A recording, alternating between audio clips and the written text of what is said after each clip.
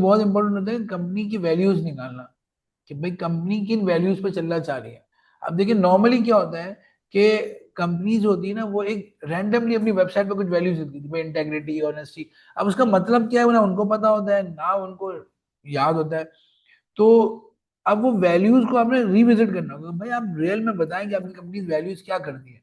दुनिया में तो बहुत अच्छी अच्छी सिफात हैं, लेकिन आप किन चीज को है? आप पीपल ऑब्सेस हैं या सिस्टम ऑब्सेस हैं? मतलब आप सिस्टम को ज्यादा इंपॉर्टेंट देते हैं या आप लोगों को ज्यादा इंपॉर्टेंट देते हैं? ये दो मैकेनिज्म है ना। तो अब दोनों अप्रोचेस हो सकते हैं, सही हो, आप अपनी प्रोज एंड कॉन्स हैं किसी में। ठीक है, तो आप किसको दे रहे हैं, आप क्यों दे रहे हैं, पहले उसको बैठ के लिखें। फिर उसके बाद उन कंपनी से क्या करें, वैल्यूज बनाएं जो कि शरिया कंप्लाइंट भी हो। मतलब आप उसने इनोवेशन का, जो इनोवेशन बाज दफा होता है कि बाज कंपनी में रिपीटेड वर्क बहुत होता है, तो उसके अंदर बाज कंपनी में इनोवेशन बहुत होता है, जैसे आईटी की कंपनी है, एआई की कंपनी है, तो वो डिजिटल मार्केटिंग की है, तो इनोवेशन होगा। तो आपने उसकी वर्क फोर्स को देखते हुए, उसकी जो है ना वो प्रोडक्ट्स को देखते हुए, और उसकी जो है अच्छा इसमें बहुत इंपॉर्टेंट ये होता है कि आप जो बानी है या फाउंडर है या ओनर्स हैं उनकी भी खानदानी सिफात को देखें।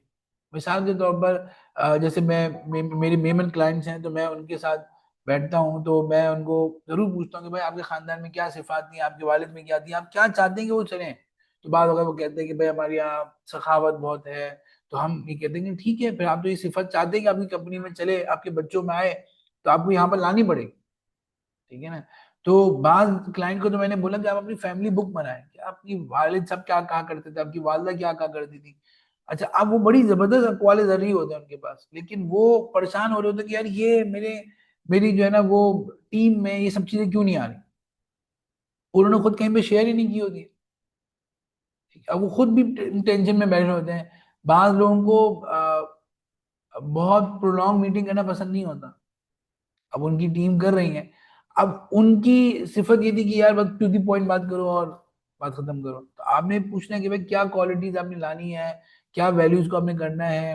अच्छा, बाद लोग जो है ना वो इस पे चल रहे होते हैं कि अ, लोगों को थोड़ा स्पेस दो, कोई बात नहीं काम थोड़ा स्लो हो जाए लेकिन यही लोग हमारे लॉयल होंगे।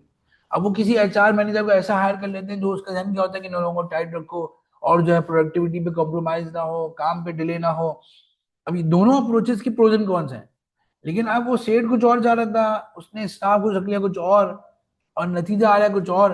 अब हो क्या रहा है, इसमें कॉन्फ्लिक्ट होता है कि वो एचआर जो है ना वो क्या करता है या एचओडी क्या करता है, वो स्ट्रिक्ट कंप्लायंस कराता है, लोगों की तनख्वाहें काटता है, या जो है ना उनको पेनल्टीज लगाता है शरीय कंप्लाइंट वे में, या जो है उनको वार्निंग लेटर देता है।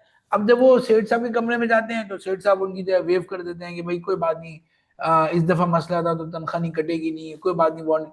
अब वो डुअल निजाम चलने लग जाता है, एचआर कुछ और करा रहा है और लोगों को पता है कि असल तो एचआर नहीं है, असल तो सेठ साहब है, तो वो उनके पास जा रहे होते हैं। तो कंपनी में क्या होता है, हार्मोनाइज नहीं होता, और एचआर का और कंपनी के बहुत सारे रिसोर्सेज जाया हो रहे होते हैं। तो एक दफा वैल्यू निकालने के भाई आपकी वैल्यू क्या है, आप पीपल ऑब्सेस हैं, आप लोगों को थोड़ा मार्जिन देना चाहते, सही है, वही वैल्यू हर एक के पास हो और उसका प्रोटोकॉल हो कि उसको भी कोई मिसयूज ना कर रहे हो। ऐसा ना हो कि भाई सेठ साहब की नरमी को लोग क्या कर रहे हो, क्या कर रहे हो, कमजोरी बना रहे हो क्या। तो आपने उसकी भी प्रोटोकॉल बनाने के भाई शरीयत में कहाँ माफ करने का है और कहाँ पर सजा देने का है। तो आप एक पहलू लोग कहते हैं ना कि आप सल्लल्लाहु अलैहि वसल्लम बड़े रहीम और करीम थे, लेकिन आप सल्लल्लाहु अलैहि वसल्लम चोर के हाथ भी कटवाए, काबा का गिलाफ पकड़े हुए लोगों को सजाएं भी दी ना।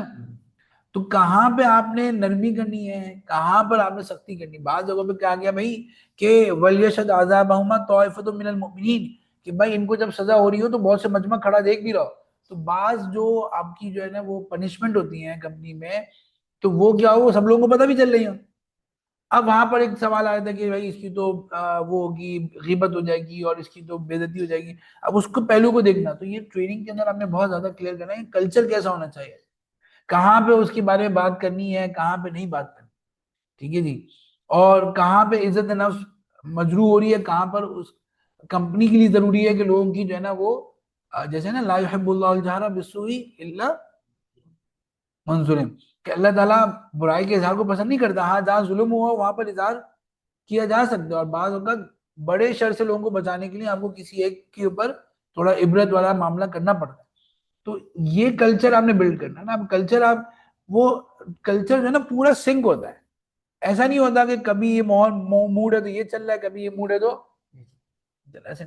अपने कल्चर पूरा बनाना है कि भाई यहाँ पर कल्चर है, यहाँ पर सजा भी है जजा भी है, और जजा ऐसे वक्त होगी, सजा ऐसे वक्त होगी। तो सबको पूरा एक निजाम बताओ अब कि भाई हम, तो ये जो एक पूरा मॉडल है, ये आपने कब होगा जब आप ऊपर से नीचे तक एक वैल्यूज को निकालेंगे। तो भाई आपकी कंपनी में किन चीजों की वैल्यूज, आप उन वैल्यूज को सोच के लिखा जाए, कंप्लायंस की क्या वैल्यू है, ठीक है, और वो वैल्यू शेयर भी की जाए।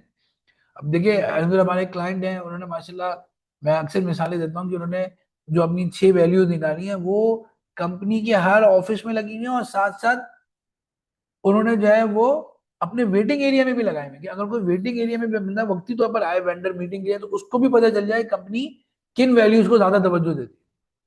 और उन्होंने अल्हम्दुलिल्लाह उसके ऊपर सबसे पहले शरिया कंप्लायंस भी लिखा हुआ है। तो ये है। लेकिन एक और क्लाइंट के पास मेरा जाना हुआ, तो अभी वो इतने शरीय कंप्लेंट नहीं हुए, लेकिन उन्होंने अपनी जो रिसेप्शन पे अपनी वैल्यूज लिखी और अपना विजन लिखा, उसमें शरीय कंप्लायंस लिखा हुआ है। तो मैंने उनसे आके बोला कि इसमें तो आप अभी आप शरीय कंप्लायंस तो कर ही नहीं रहे। तो इसमें ये भी पहलू होता है कि कुछ लिखा हुआ हो, इम्प्लीमेंट भी हो रहा हो, ठीक है। तो आप वैल्यूज हो और उस वैल्यूज की इंटीग्रेशन की पूरा प्रोसेस भी हो। जैसे एक जगह पे हमने ये वैल्यू पे पूरी ट्रेनिंग दी कि कमिटमेंट को फुलफिल करना, यानी आपकी जो पेमेंट टाइम है वो भी पूरी हो, और फिर आपका जो है वो आपने जो अपनी इंटरनल मैनेजमेंट से कमिटमेंट की वो फुलफिल हो रही हो। तो इस पे पूरी हमने बात की कि भाई commitment with in the department and inter department and outside the company, उन सबसे कमिटमेंट पूरी हो रही है। तो अब हमने ये किया कि हमने कहा, एचआर को बोला, बल्कि मैनेजमेंट को ही बोला हमने कि यार ये आयत है, वाउफू बिल अहद इन्नल अहद कान मसऊला, कि अपने अहदों को पूरा करो, अहद के बारे में क्या होगा, क्या मैं पूछोगी। ये आयत आप प्रिंट कराएं और इसका फ्रेम कराएं और हर कमरे में लगाएं, तो ताकि जो बार बार नजर पड़ती रहे। तो उन्होंने अलहमदुल्ला उसको फ्रेम कराया और फिर प्रिंट कराया, प्रिंट करके फ्रेम कराया, और हर कमरे में उनके माशाल्लाह लगी। तो अब वो क्या, वो नजर आ रही है।